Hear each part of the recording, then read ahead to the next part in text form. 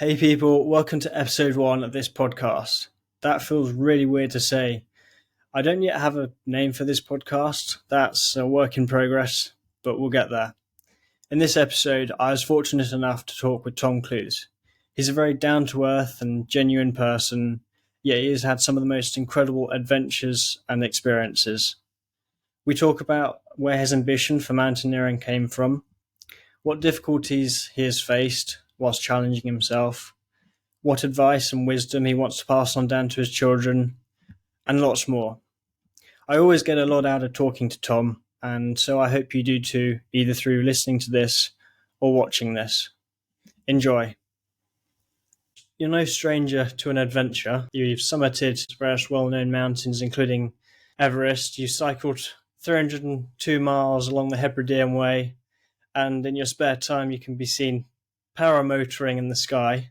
You've got some incredible stories to tell, but let's start right back at the beginning. What was it in your upbringing that took your interest in mountaineering, and where did these crazy adventures come from?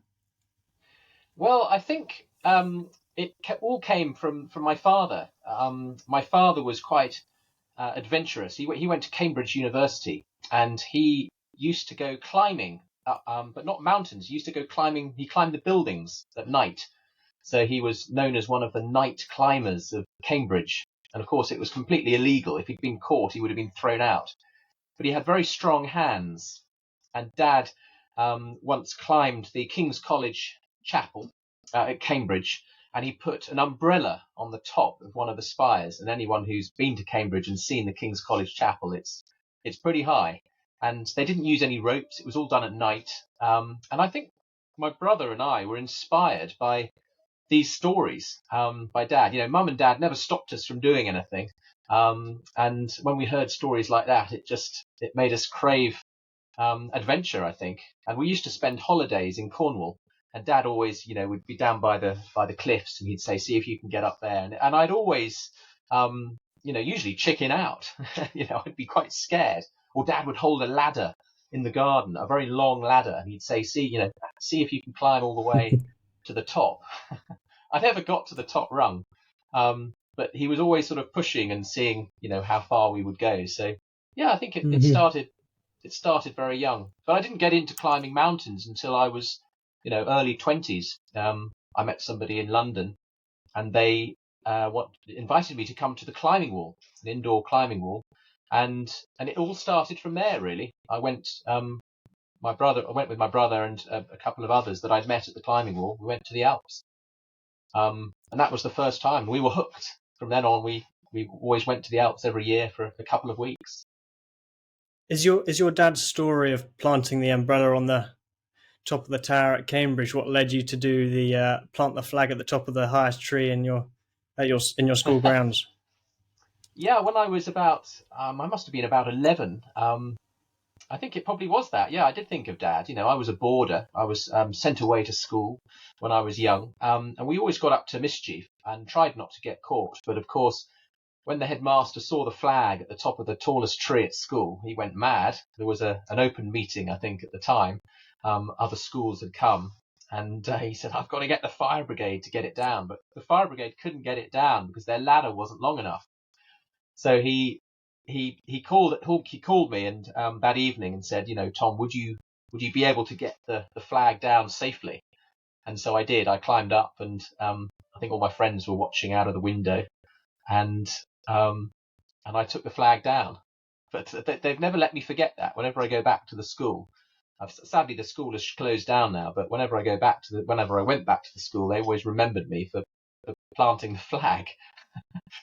Now, you also won the Victor Ladorum and at both the junior and senior level, and won the cross-country race at the age of 17. So you're on the right trajectory. But if you could look back to your 17 or 18-year-old self, if you could give them any piece of advice, what would it be? I think probably maybe never stop adventuring, never stop having fun, but maybe always remember that you have to have a proper job, maybe a more stable job. I haven't really I mean, I've had lots of jobs going through my life, but none of it's been that stable. So if I was talking to myself, a younger, person, my younger self, I would probably have said, "Come on, Tom, get yourself a decent job that pays well and that can pay for these expeditions." Because throughout my life at all the expeditions, I've been relying on sponsorship really. So I've had companies that have sponsored me to do the expeditions, and that's how I've got by. And usually you have to give your job up to go on an expedition. So, but I do have friends who go on expeditions, and I'm always quite envious of them because they seemingly, effortless. They always seem to raise the money, or they have the money, and they have the funds to do it. You're much freer. So I think it would probably be, get your head down and get a more reliable source of income. Mm-hmm. Yeah, yeah. Most people would spend months training to ride from John O'Groats to Land's End, but you use this ride as training to climb Ama Dablam. Is that how you pronounce the? Exactly. Yes. Yeah, in So 2000, which you yeah. then went on to summit without a guide. What was the story behind this? Okay. So my first expedition to the Himalayas was to climb this mountain. And some say it's Ama Dablam, and some say it's the most beautiful mountain in the world. Some call it the Matterhorn of the Himalayas because it is so strikingly beautiful. It's calling out literally to be climbed. And I thought I need to do some training. So I had a bicycle, and I think the most I'd ever cycled in a day on a bicycle at that time, I was 27 years old, was probably about 30 miles. So I caught a train. I couldn't get any of my friends to come up and join me. I wanted to do it with a friend, but they were all, chickened out. So I took a train, put the bike on the train, and it was dark when I got there, and I realised I had to cycle 20 miles to get to John O'Groats. And it was dark, and I thought that was fine. And then the lady from the hostel was, ringing me and saying, "Where are you? Where are you?" And of course, I was a bit lost. I got there at about 11 o'clock. She wasn't that happy, but she was okay. I calmed her down. Then the next day, I set off, and it took me 11 days to get to Land's End. And it was a great trip. I mean, it certainly got my leg. I think by the end I was cycling 130 miles with full panniers.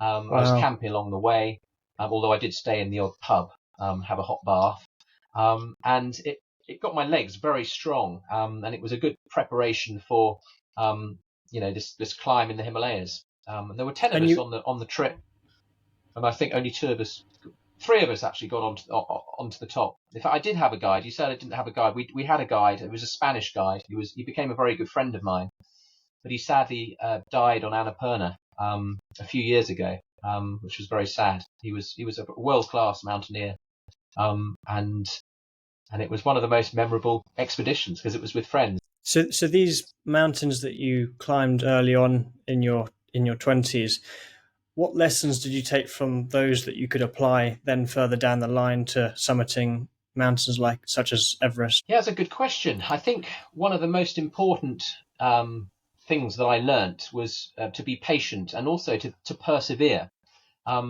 Because you don't always get to the top. You can be stopped by bad weather, or you can get frostbite.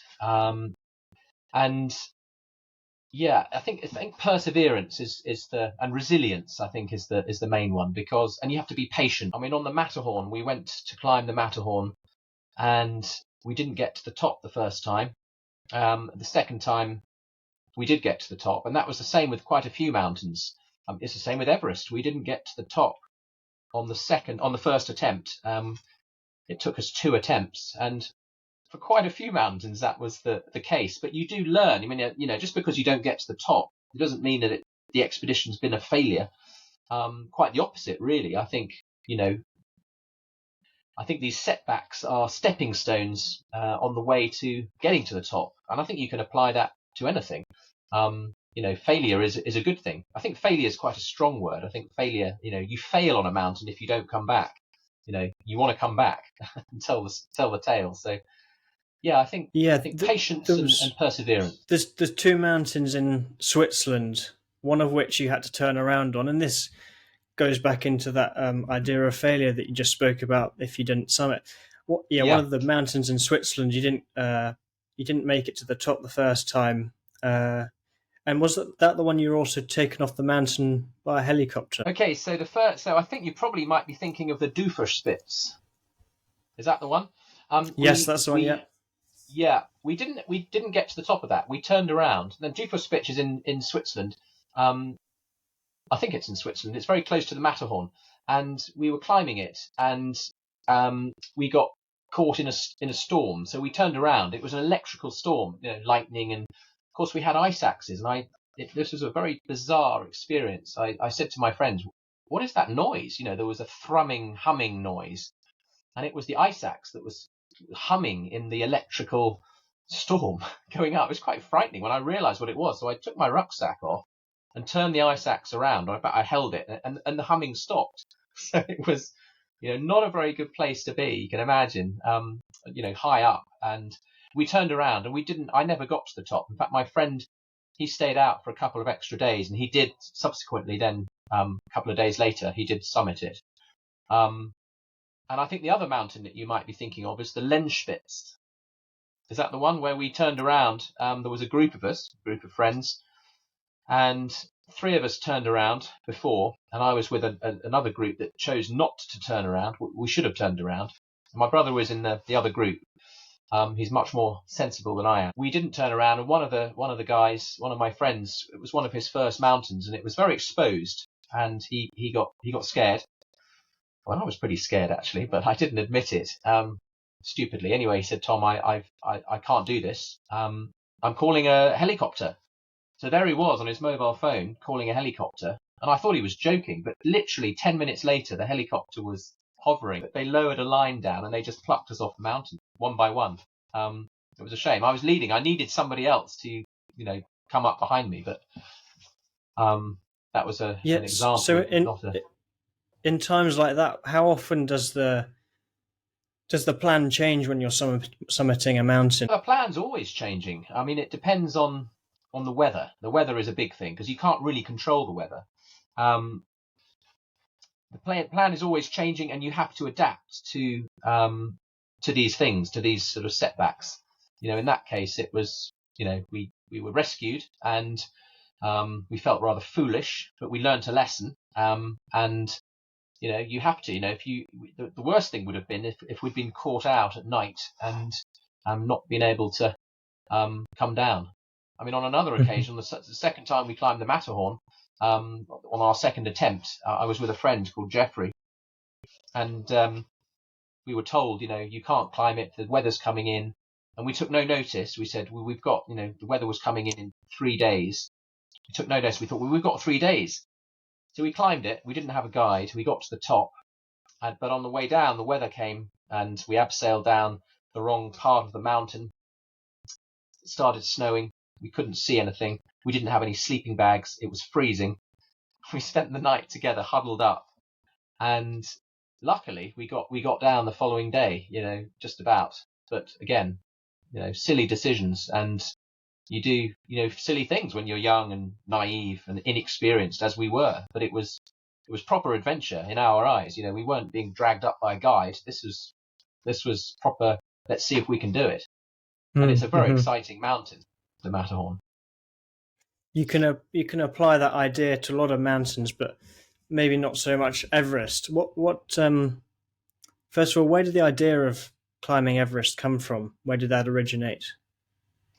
Well, I had a friend called Neil who climbed Everest in 1996. And 1996, you probably know, there was a big storm on the mountain, and many climbers lost their lives. It was one of the biggest storms in history, and many people wrote books about it.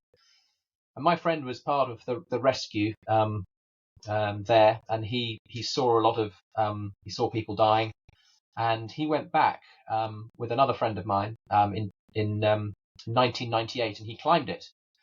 And a lot of my friends had climbed Everest, and I knew a lot of the Sherpas from the Ama Dablam expedition later on. And in fact, when you climb Ama Dablam and you stand on the summit, you can see Everest poking up above the Nuptse Ridge. And I was just looking at that. I was fixated by it. I became obsessed, and I thought, I'm gonna climb that.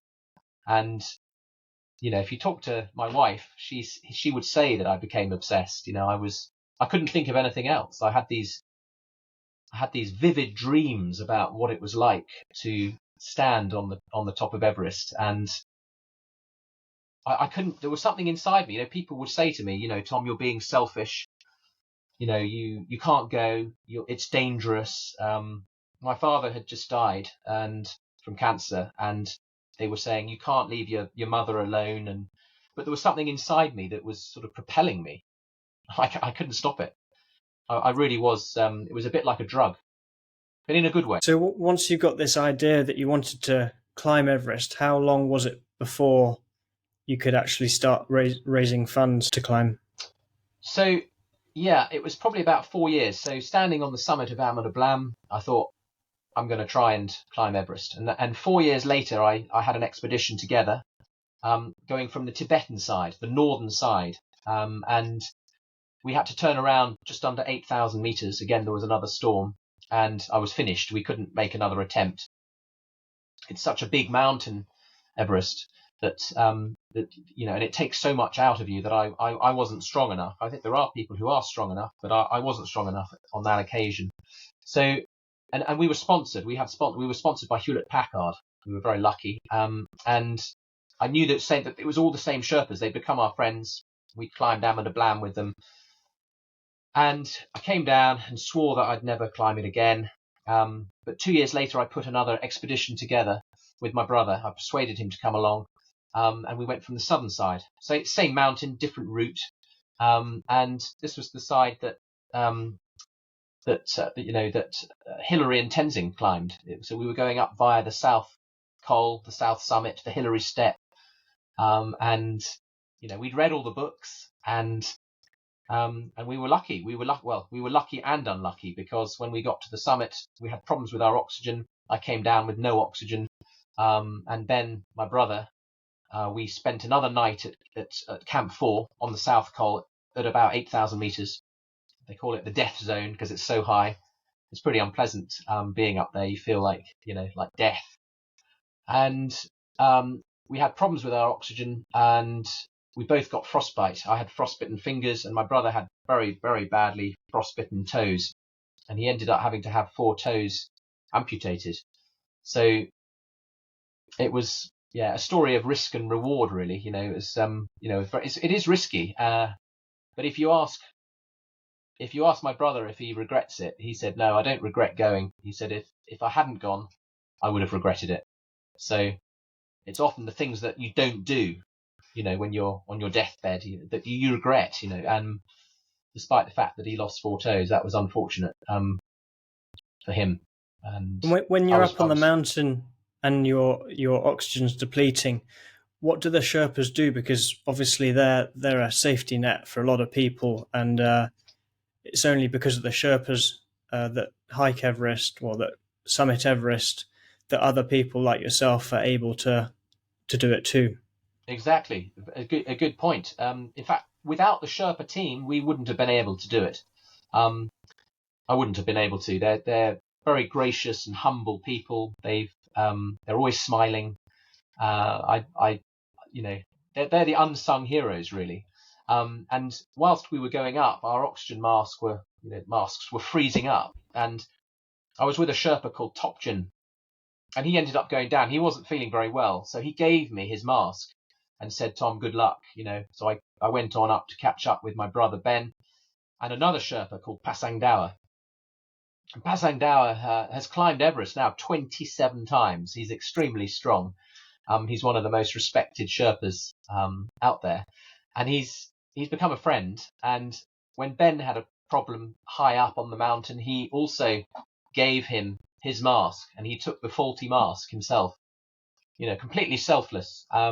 And so it's an honor, really, climbing with them. It's not just about getting to the top; it's about climbing with friends. And you have to trust each other, and there's no one else that I would trust, other than the Sherpas and my brother. We were very lucky with our team. So the Sherpas really, they make it possible, really, for a lot of people, including myself, because I found it difficult. When you're at base camp and at the different camps, what is the vibe like when you have to take a couple of days to rest for the right weather to come in and the right time to to climb the next to the next step? Yeah, there's a lot of waiting around on these 8,000 meter mountains. Because you have to acclimatize yourself. Your body has to get used to the thinner air, and you're basically making more red. Your body is making more red blood cells, which carry the oxygen around the body. So you spend a lot of time in your tent. So how did you raise the funding for climbing Everest? Raising the funds was probably one of the most challenging parts of the expedition. It always is. You have to buy a permit to climb Everest, and the permit's very expensive. And there are different ways of doing it. You can join other expeditions if they've got a space on their permit, and that's what we did. It brings the cost down a little bit. But I must have written over 200 letters by hand and sent them off to companies like Hewlett-Packard, like British Telecom, like Shell, these big companies. But it's not always the big companies that sponsor you. Sometimes it is the smaller company that sponsors you. And I was working at the time for a refurbishment company, and they ended up sponsoring me. It was actually Hewlett-Packard that came on board first, so they were our main sponsor.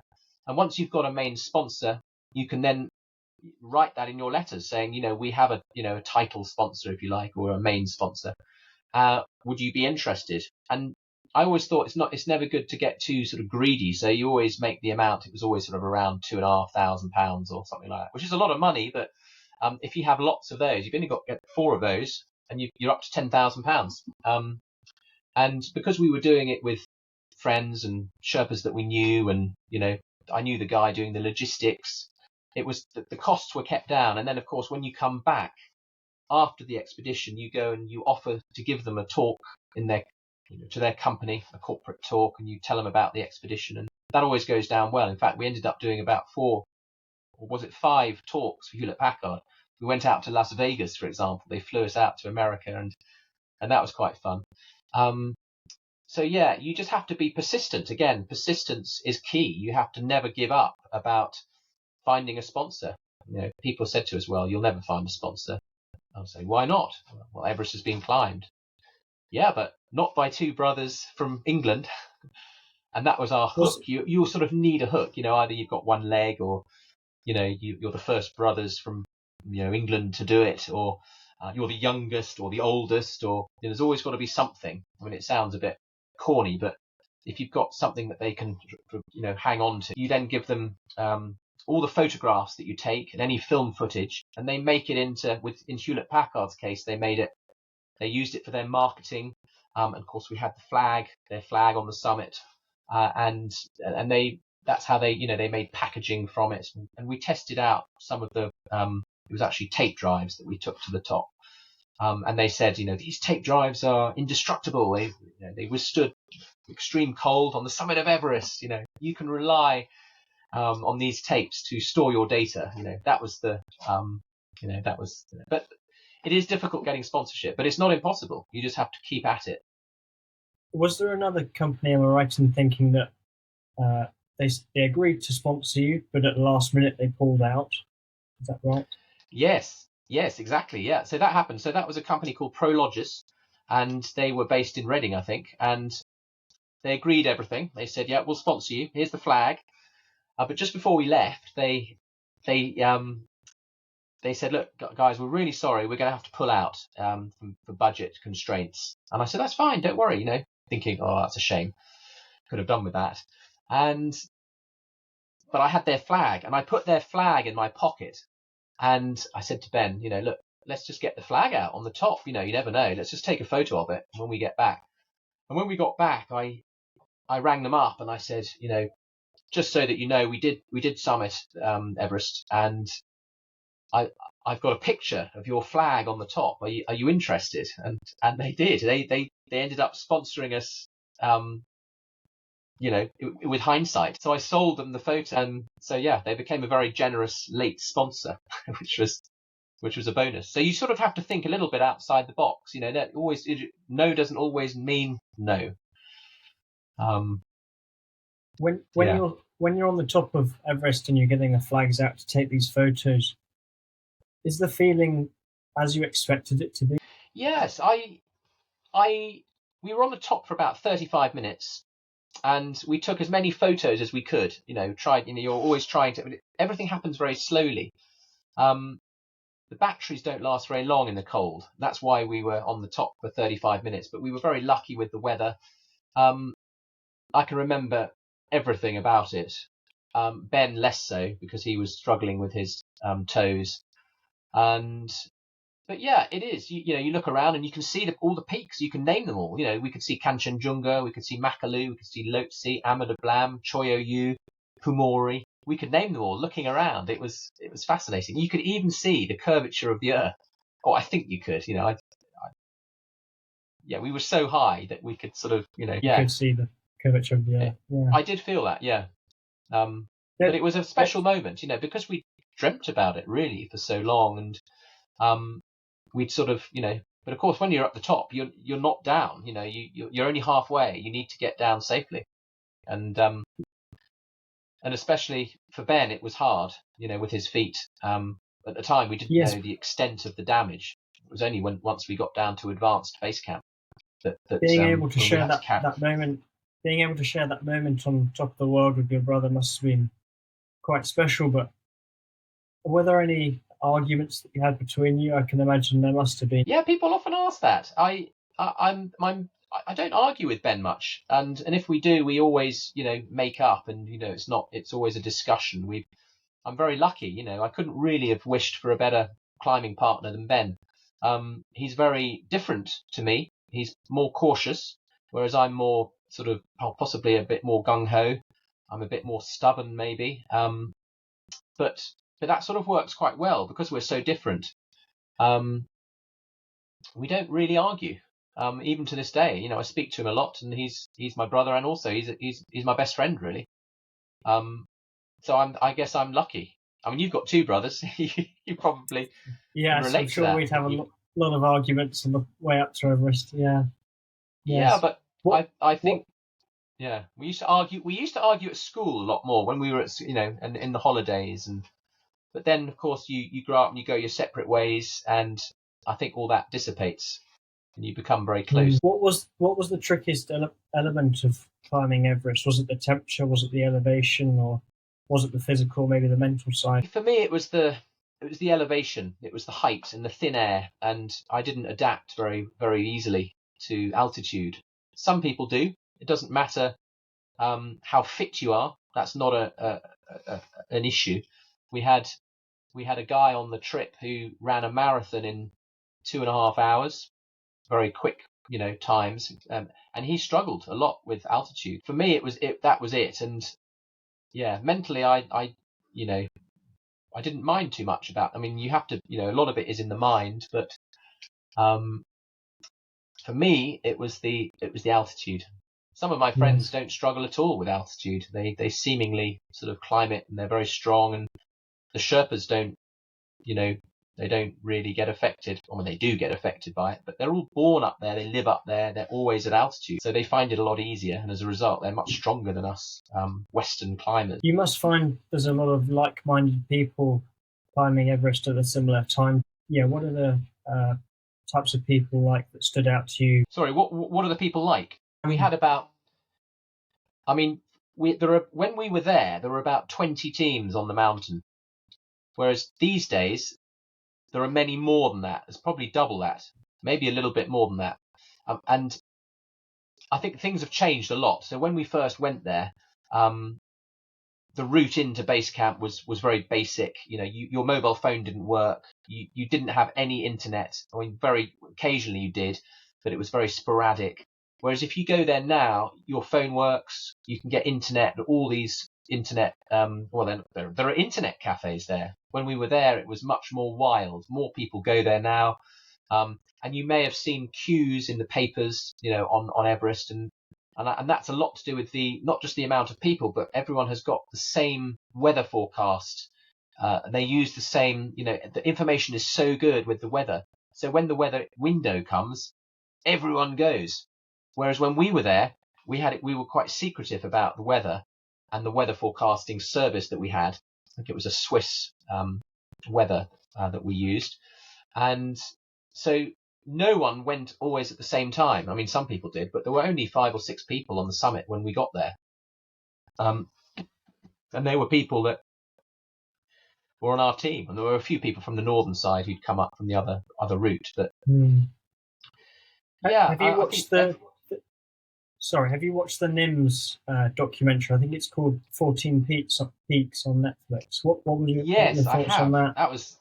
That was very interesting. I mean, he is extremely strong, and when he announced that he was going to climb all the 14 8,000 meter peaks in 7 months or something, I thought, nah, he'll never do that. But he did. I mean, he is very strong, and also very, very driven mentally as well. He obviously finds it. Well, maybe he doesn't, but he's quite a guy. He's quite a guy to have done that. And I think he did it in 6.5 months or something. But I enjoyed that. I enjoyed watching that, it. Yeah. I've read his book as well. He wrote a book. I believe did he climb K2? He did, yeah. K2 is another, it's one of the peaks. Is that something you'd ever considered climbing? So I have a few friends who've climbed it. And some say it's the second highest mountain in the world. Some say it is harder than Everest. It's much more remote. It's very steep. It's relentless. And I think now I wouldn't climb it now. But if I was younger and single and I didn't have a family, then I might think about giving it a go. It's easy to say that because I know that I'm not going to. But if I was a bit younger and maybe a bit stronger and just in a different situation, I think that now with a family you think differently. Risk is you think about risk a little bit more, and it is dangerous. Mountains are dangerous, and you can be the best climber in the world and still lose your life. Yes, yeah. What is it that you've taken from these expeditions that you've been able to apply to everyday life? I enjoy for me it's the physical challenge and it's the escape. I would go on these trips. I mean, they're not such big expeditions now, but I go on the little things like cycling the Hebrides, Hebridean Way on a penny farthing, riding the South Downs Way on a unicycle. They're all mini expeditions, mini physical challenges, albeit a little bit silly, but I like raising money for charity as well. So every expedition I'll raise money for charity. But I think for me it's the escapism and from life and the physical challenge. I think see if you are capable of doing it. You think of an idea and you think, I'm going to give that a go. Like some people row across the ocean, the Atlantic, and that's a challenge. Yeah. So I think, that's what I get. What's the mistake that people make when setting out to climb a mountain? I think there are people who haven't done that much preparation and they haven't climbed possibly enough, and because they haven't climbed enough, they don't realize the risks, or they don't understand fully how to look after themselves. You have to drink a lot of water, you have to be very disciplined, you have to melt the ice. There aren't rivers or taps where you can just get the water. You have to be know what it's like to be uncomfortable, and when you're uncomfortable you're miserable. You don't shower for weeks, you smell. You have to you have to be happy with that, but be okay with that. And you also you have to know that you have to keep going. Otherwise you're not going to make it. But you also have to know when to turn around and when to call it a day. If you're not feeling, you have to know if you're not feeling well, you need to turn around. And some people think that they're feeling all right and they think that they can just go through it, and then they end up getting into a lot of trouble, and they don't come down. When someone's thinking about climbing or has an idea to climb a mountain such as Everest, what are the steps they'd have to go through, or the hoops they'd have to jump through to get to that? Yeah, firstly, you need to really want to do it. You really have to commit 100% to it, because you have to give your job up, because it takes 6-7 weeks to climb. Although people do it quicker. They stay in these high altitude tents at sea level in their house, in their flat, and that basically accelerates the process. So when they get out there, they can do it quickly. But generally, you take 6 weeks or so to do it. So you have to be committed. You need to give your job up. You need to find a sponsor, unless you've won the lottery or you can afford it. You do have to find the sponsorship. So that's the first thing, really. You have to find the funding. How are you going to pay for it? People think that to climb Everest it costs $100,000, but it doesn't. You can do it. There's always a cheaper way of doing it.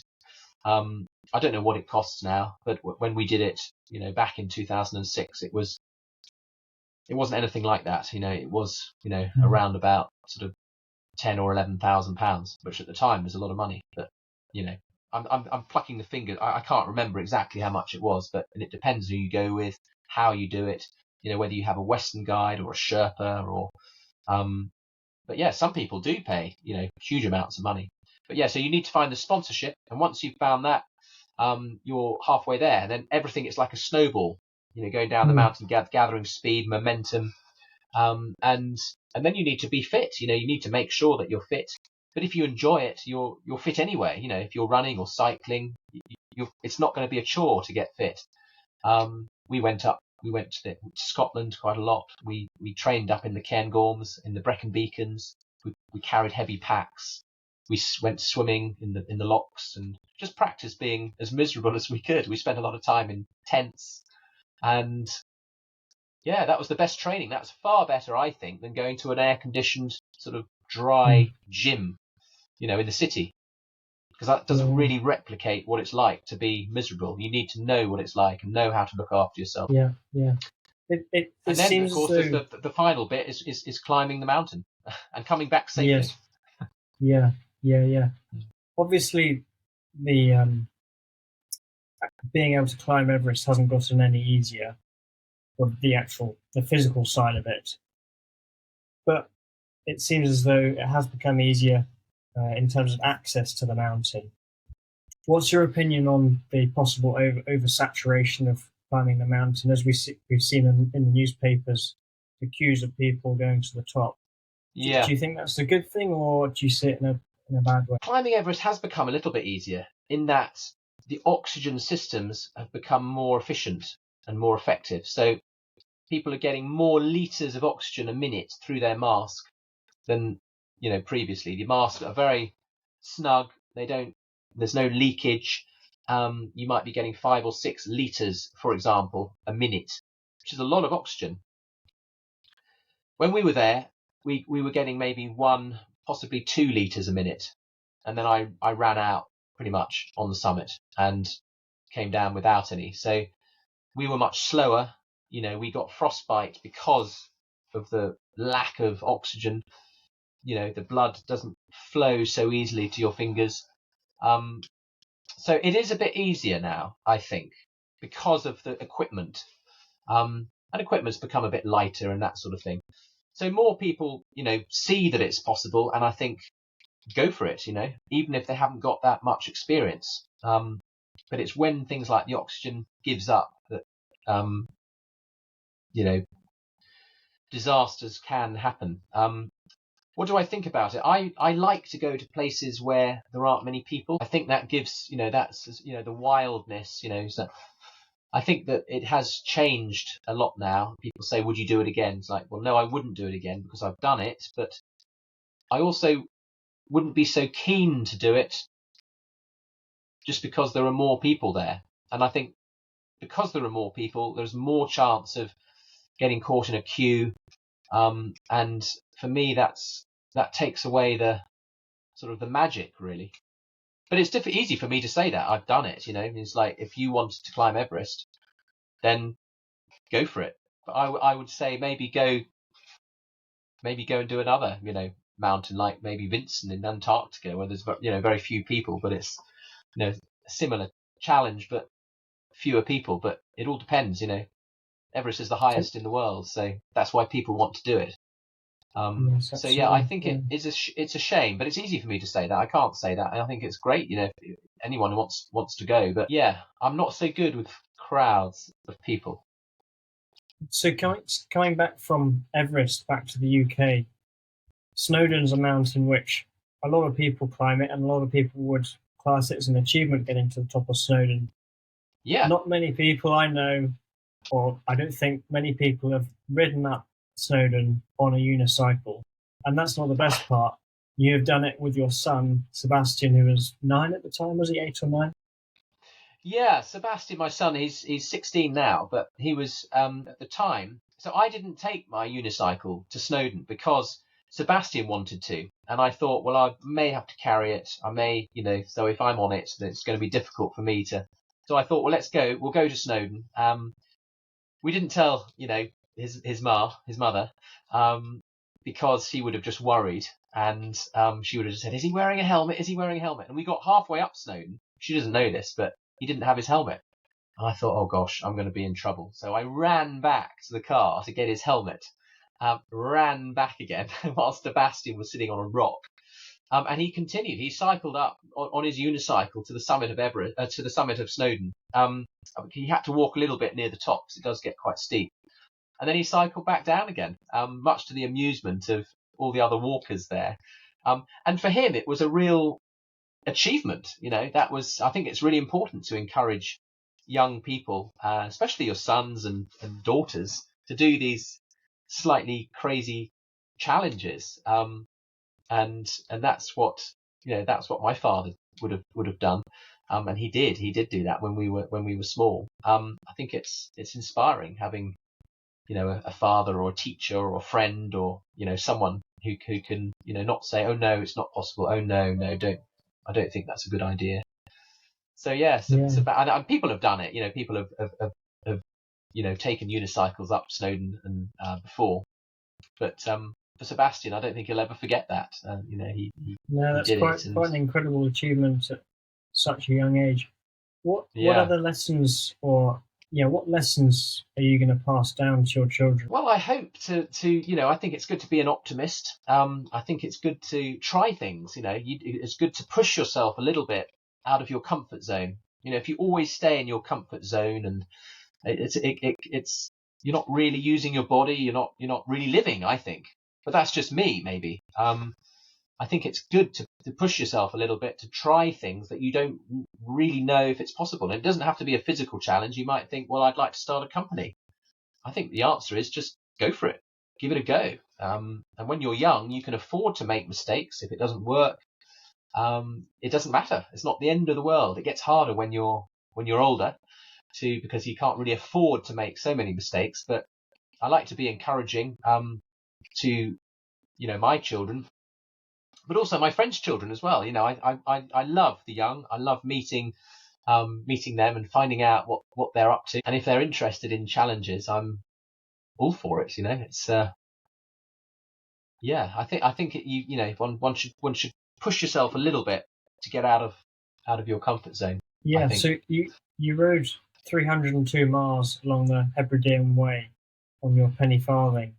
And did you have a couple of friends that went along with you as backup?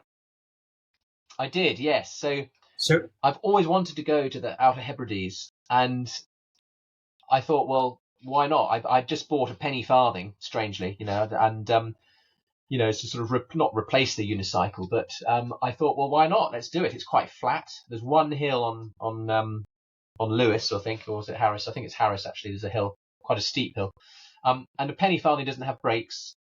It doesn't have gears. It's fixed wheel. So and they're quite dangerous. If you fall off it, you're quite high. It's like falling off a horse. You can break your wrist or your collarbone, or even you can have some bad accidents. So you do have to be careful. But I needed some friends to back me up, to carry the gear, because you can't carry that much. You can carry a rucksack, but you can't put panniers on a penny farthing. So I managed to persuade a couple of my friends. Actually, they're very keen cyclists, Simon and Woody, and they came with me, and we camped, and they carried all the equipment. I couldn't have done it without them. They're like the Sherpas. They called me the show pony, and they were the Sherpas, basically. But I got all the attention. We were raising money for the Stroke Association. So we raised about £16,500, which was great. And we'd taken, I think it was 9 days to do it. That doesn't include the travel. It was difficult to get up there. But we just met so many people, and they were kind. They took us in, they put us up, they fed us, they bought us lunch, breakfast. I mean, it was quite incredible. We'd go to a campsite, and often we were just wild camping, but we went to a campsite, and he didn't want to take any fees. And by the end of the trip, people were giving me £20 notes. One person gave me £100 for the charity. I had a pocket full of notes. And the kindness of strangers, it was really quite overwhelming, actually. And we met all sorts of people.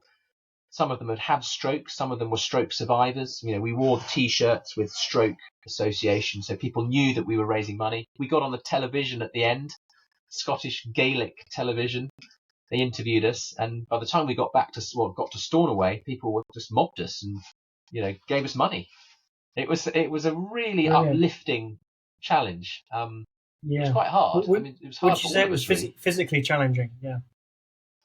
It was, yeah, it was challenging, but it was so uplifting that we were just sort of swept along by the lovely people out there, and my friends enjoyed it as well. I mean, I think it was hard for them as well because they were carrying a lot of stuff, but that was part of the challenge. Did you come across any mechanical issues? So I didn't break spokes. My spokes kept coming loose for some reason. I don't know why, but I'd taken spare, spokes and little bits of the spokes, so I had to keep. The wheel is very big on a penny farthing, but I've now, since I put some Loctite sort of glue to stop the thread coming undone. I don't know, there was a problem, so I just had to keep stopping and just checking that. So it probably drove the others mad. I was much slower than they were. Yes. And of course, people stop and they talk to you, and then you talk to them, and then they end up giving you, a little bit of change. So it was important for me to stop. But I think I drove my poor friends mad. So you've been on lots and lots of adventures, but have you got anything coming up in the future that you can talk about? I've got ideas in my head of things to do, but it's just balancing the time. So I would really like to take the whole family to Paris. I'd like to cycle to Paris with the family and do it as a family. And we would like to follow the Seine, the river, from Paris, from Le Havre actually. So the Seine comes out into the sea at Le Havre. So we would catch a ferry to Le Havre and then just follow the Seine up to Paris. It's about 220 miles, but it's pretty flat because the river, it just winds in and out. And I think there is a route to do that. But I need to persuade Diana, my wife. The children, I think, would be up for it. But I think she would be up for it too. I just need to work on it. And if we stay in some nice places, maybe not camp, then she might be up for that. It's I'm thinking it's paramotoring that you. Paramotoring, yeah. So that's basically, it's paragliding with an engine. I also do the paragliding, but because we live in the country here, there aren't many mountains around. It's easy to take off from a field. And we've flown around. We took our paramotors to Guildford and we flew around London, around the M25. That was quite fun. And we stopped we camped in Potter's Bar in a field. It was getting dark. It was midsummer, remember, so we were able to take off quite early. And also land late, and we refueled along the way at petrol stations. So you'd see, right, I'm getting a bit low. You carry a mirror and you look in your mirror and you can see if you're low, how much fuel you've got left. And so that's how we knew when we had to land. And we were like, okay, there's a petrol station there and we can land in that field, and we've got radio so you can talk to each other. And we refueled at places like Clackett Lane Services, which you may have stopped on. I've stopped at there many times to fill up the car.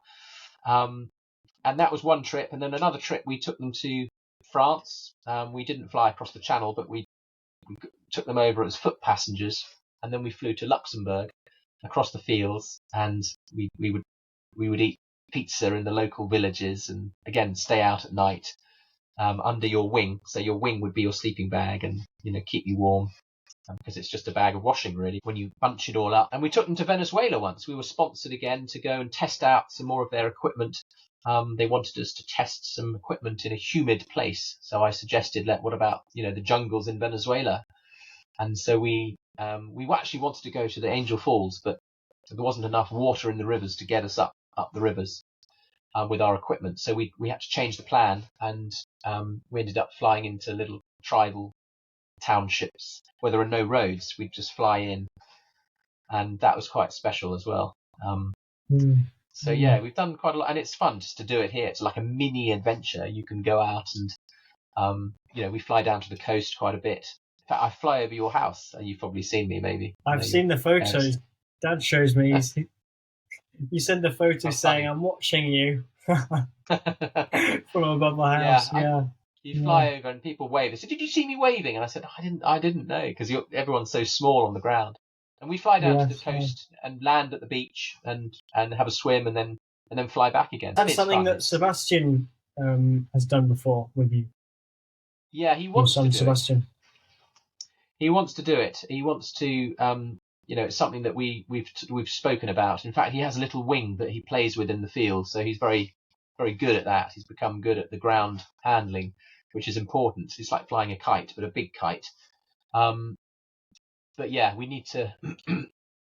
He wants to do a little bit more of that, but he's too much into skiing at the moment. He enjoys that quite a lot, but I think it's something that he probably could get into. But again, Diana is a little bit reticent. She worries about it, but actually it's fairly safe as long as you're mindful of the weather and you don't fly when it's too windy and that sort of thing. The gear now is pretty safe. Yes, yeah. Okay, and then to wrap it up, one last question. What is something you wish I'd have asked you, and what would the answer to that question be? Gosh, I think you've asked everything, Sam. Something that I wish you'd asked me. Yeah, most people say, would you climb Everest again, or do I regret anything? Do I regret anything? No, I don't think so. Do you think there's an importance to not regretting anything? Because obviously you are where you are because of the mistakes you've made. Yeah, I think it's important not to have regrets. I think it's important to try things. I think it's important to not worry if you don't get there first time. I think that's a really important lesson. Is not to worry about failing. Don't try something if you think you're going to fail. You try it because you want to try it, and be ambitious, be optimistic, you learn along the way. You learn lessons along the way. Don't have regrets. I think one of the biggest things in life are if you have regrets. You don't want to get to sort of 90 years old and think, oh, I wish I'd done that when I was younger. I wish I'd tried that, or And if you say no, if people ask you on an expedition, or people ask you to go on a bike ride, or people ask you to, and you say no, well, you're missing an opportunity. You never know what's around the corner. Yeah. You don't know what's around the corner.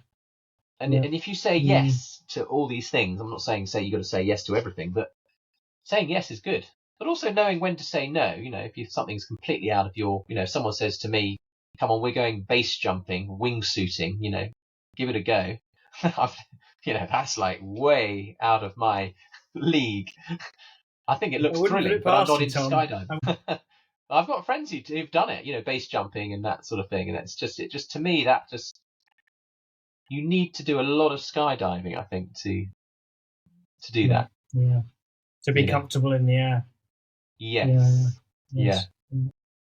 So I think, I think regrets, don't have too many regrets. Try things. Experiment. Yes. Yeah. And if people want to follow you on for any coming adventures, where can they find you? I'm not the best at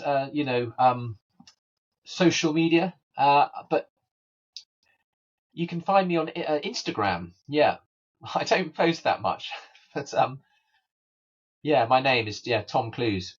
Tom Clowes. And what about LinkedIn? Are you on LinkedIn as well? I'm on LinkedIn. Yes, I'd probably do more posts on LinkedIn. So I do post on LinkedIn, and I am on Facebook as well. But again, I don't post so much. But LinkedIn is probably the one that I'm using at the moment. Yeah, partly because I'm looking for opportunities and more talks, more building projects, all that sort of stuff. Yes, it never ends. Brilliant. Thank you very much, Tom. That's all right, Sam. Incredible listening to your stories. Yeah, it's been a pleasure. Okay, there we have it, episode 1 of this podcast. I hope you enjoyed it, and I also hope it brought you some value. Maybe it inspired or motivated you, or maybe you just enjoyed listening to it. I certainly get a lot of value out of talking to Tom. If you liked this, then I'm sure you'll enjoy what's to come. So please press the subscribe button, like the video, comment, that'll help us out. And I'll see you in the next one.